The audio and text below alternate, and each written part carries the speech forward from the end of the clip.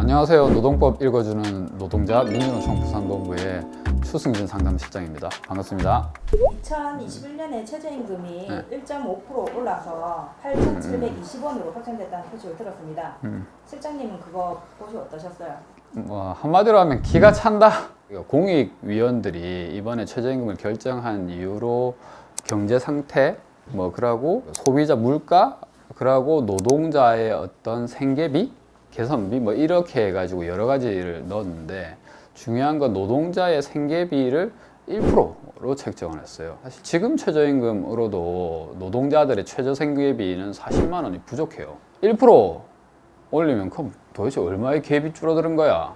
근데 이걸 계산해 보면 사실 이번 최저임금 오른 비율이 130원이에요. 네, 그러다 보니까 이게 월급으로 따지면 27,000 얼마? 27,170원. 예. 그러니까 이게 40만 원이 부족한데 3만 원 메꿔줬다. 근데 내년에 물가나 이런 거 또 오르고 이러면 과연 얼마가 또 손해를 보는 걸까? 이렇게 생각할 수밖에 없다는 거죠. 그리고 이번에 코로나 때문에 기업들도 힘들다고 그렇죠. 하는데 기업도 네. 살아야 노동자도 사는 거 아닙니까? 이번에는 동결하자는 노동자들이 의견도 많았다고 네. 들었는데 이건 또 어떻게 설명할 수 있을까요? 그러면 노동자들이 임금을 줄이면 기업들이 살 수 있나? 그러니까 사실 기업들이 망한 이유는 다른 데서 찾아야 돼요. 이게 기업들 간의 경쟁이 문제거든요. 이게 경제 구조가 자본주의잖아요. 그러니까 당연히 우리나라는 특히나 재벌 구조가 명확한 곳이라서 네. 그래서 재벌이 소위 말해서 그 밑에 있는 기업을 착취하고 또 그 밑에 있는 기업이 또 밑에 착취하는 구조예요. 소상공인들, 중소형세 이 작은 사업장들에 있는 분들이 돈을 벌려면 시민들이 돈이 있어야 돼요. 그게 이번에 코로나 때문에 확인됐잖아요. 재난지원금 네. 다 줬어요. 네네. 이게 누가 제일 좋다라고 느꼈냐는 거예요. 시민 당사자가 아니에요. 소상공인들이 다 좋다고 느꼈어요. 왜냐하면 그 재난지원금으로 지역에서 소상공인들이 물건을 다 샀거든, 시민들이. 이거 좋다. 예, 이게 소위 말해서 재난지원금이 사회안전망의 성격이에요. 최저임금도 마찬가지로 최저생계비라는 최하층 노동자들을 구제하기 위한 사회안전망으로 만들어진 법이거든요. 예, 그렇기 때문에 최저임금이 올라야 소상공인의 중소형세 사업장들은 활기를 띨 수 있고 그럼으로 인해서 같이 살 수 있는 부분인데 오히려 최저임금이 오르면 기업이 망한다라는 논리 자체는 성립하지도 않고 최저임금의 취지는 성격에도 맞지 않아요. 그냥 그런 얘기 할 것 같으면 재벌한테 가서 하셔야지. 최저임금 만 원 올린다고 한 지가 진짜 대통령 공약이었던 것 같은데 6년이 지났죠. 네, 아직도 2,000원이 모자라는 네. 긴 이야기를 좀 돌아서 왔는데 오늘 상담 사연 한번 이제 네. 읊어주시죠. 네. 400명 정도 근무하는 제조회사입니다. 회사가 코로나로 인해 어렵다는 말을 계속 해왔습니다. 사실 코로나 이전까지는 흑자 기업이었어요. 그러다가 5월에 회사에서 내년에는 흑자 규모가 2019년도 대비 40% 정도밖에 되지 않을 것 같다며 구조조정을 통해 체질 개선을 해야 할 것 같다는 얘기를 흘리기 시작했습니다. 이미 회사 내부에서는 희망퇴직이나 정리해고 얘기가 나오고 있고요. 너무 불안합니다. 50대로 접어드는 마당에 다른 회사에 갈 수도 없을 것 같은데 구조조정이나 희망퇴직, 정리해고 같은 상황이 생겼을 때 대응할 수 있는 방법은 없을까요? 사실 그 회사에서 체질 개선을 해야 한다는 말 정도가 그냥 흘러나오는 단계면 실제 구조조정이나 이런 상황이 준비되고 있다고 보기는 힘들고요. 사실 노동자들을 줄 세우는 상황이라고 좀 저희는 생각돼요. 왜냐하면 그 경영상 해고라고 하는 부분이 일반 해고보다 더 까다로워요, 법적으로. 구조조정이나 희망퇴직, 하여튼 그 정리해고 이런 대규모 인사 개편을 하려면 사전에 임금을 삭감한다든지 아니면 연장 근로를 안 시킨다든지 그러고 인원 배치를 재배치를 한다든지 그러고 휴업을 한다든지 이런 다양한 방법들을 거쳐야 경영상으로 뭔가 문제가 있구나 라는 것을 인정받을 수 있는 거죠. 정부에, 그러니까 법에 인정받을 수 있기 때문에 그런 것들을 하지 않는다고 본다면 아직까지는 사실 회사가 구조조정을 바로 시행하려고 한다 이렇게 보기는 좀 힘듭니다. 그래서 지금 현재에서 고민하셔야 될 거는 회사가 자기 편, 회사에 말 잘 듣는 사람, 아닌 사람을 좀 판별하는 시기다라고 보시면 돼요. 한마디로 회사가 간을 좀 보고 있다. 노동자들의 간을 이 말씀이신 것 같은데 네. 노동자는 어떤 것부터 좀 준비를 해야 할까요? 일단 그 회사가 구조조정이나 뭐 이런 조직 개편 뭐 이런 것들을 시작하면 사실 노동자 개인이 뭐 끝까지 이거 막을 수는 없어요. 예, 이게 쉽지가 않아요. 예, 근데 개인으로 뭐 할 수 있는 정도로 본다면 근로 시간을 조정한다든지 아니면 뭐 상여금을 갑자기 못 주겠다 이런 삭감한다든지 이럴 때에서는 개인 대응을 할 수 있어요. 보통 이렇게 노동자한테 뭐 불이익한 뭐 어떤 근로조건이나 임금이 불이익하게 변경될 때는 취업규칙을 변경해야 되거든요. 그래서 노동자 과반 이상의 동의를 받아야 돼요. 그게 이제 근로기준법 94조에 나와 있는 내용인데요. 그렇다 하더라도 이 회사의 뭐 경영상의 이유 이런 걸로 해서 취업규칙을 불이익하게 변경하는 게 불가피하다라고 생각하는 분들이 많으면 이 과반수 이상 넘겨버려요. 예, 근데 그렇다 하더라도 나는 절대 용납할 수 없다라고 해서 동의를 거부했다라고 한다면 이분이 구제할 수 방법이 있긴 있습니다. 그러니까 노동법에는 그 유리한 조건을 우선적으로 적용한다라는 게 있어요. 상위법이라 하더라도 하위법에 내한테 더 좋은 조건이 명시되어 있으면 그걸 따른다는 겁니다.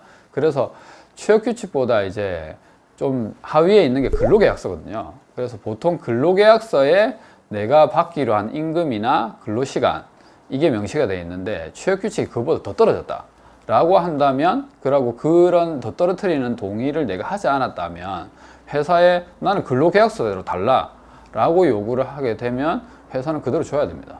안 그러면 노동부에 노동법 위반으로 신고하시면 될 것 같아요. 예. 그럼 회사에서 구조조정이나 조직 개편을 시작을 하면 노동자 개인이 끝까지 막는 게 사실 쉽지 않다고 하신 말씀으로 와닿는데 결과적으로 막을 수 없다는 얘기죠. 뭐 중요한 것은 이 정리해고나 아니면 경영상 위기, 경영상의 어떤 해고 이런 상황을 할 때에는 이 법에서 정했다는 부분에서의 핵심적인 부분을 하나를 좀 기억하셔야 돼요. 그러니까 경영상의 어떤 해고에 대해서는 회사도 어떤 집단적으로 노동자를 해고하거나 정리하려고 하잖아요. 그러면 노동자들도 집단으로 대응을 하게끔 법에 명시를 하고 있어요. 그래서 노동조합 같은 거요? 예. 그래서 노동조합이나 뭐 노동조합 과반의 어떤 동의를 얻은 대표자 뭐 이렇게 되는데 그런 대표자들은 잘 나오기 쉽지 않고 예, 그 소위 말해서 회사도 인정해 주려고 하지 않아요.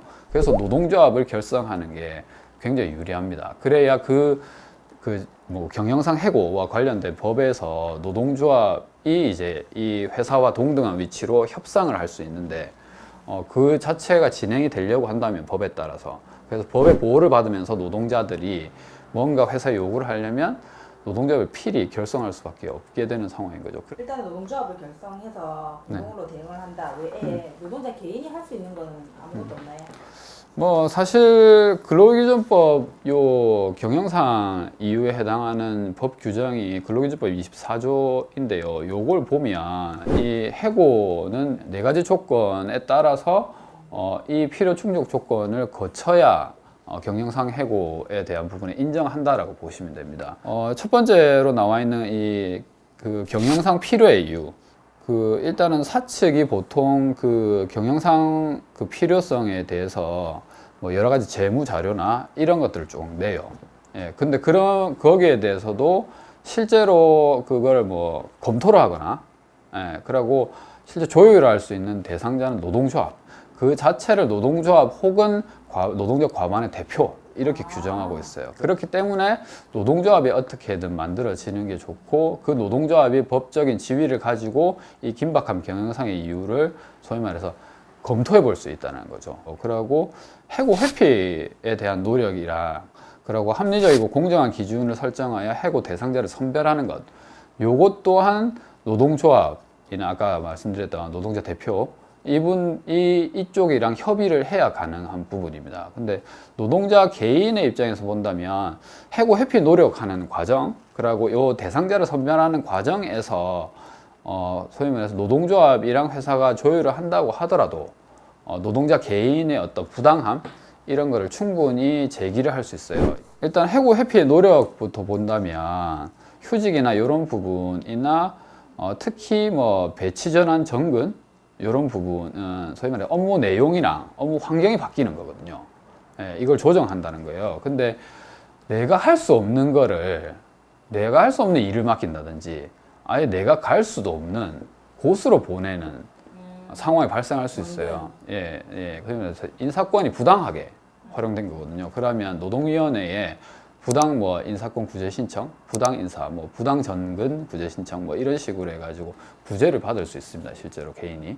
그리고 희망퇴직에서도 약간 비슷한 부분이 있어요. 그러니까 희망퇴직은 보통 자율적으로 하라고 이제 게시를 해요. 공고를.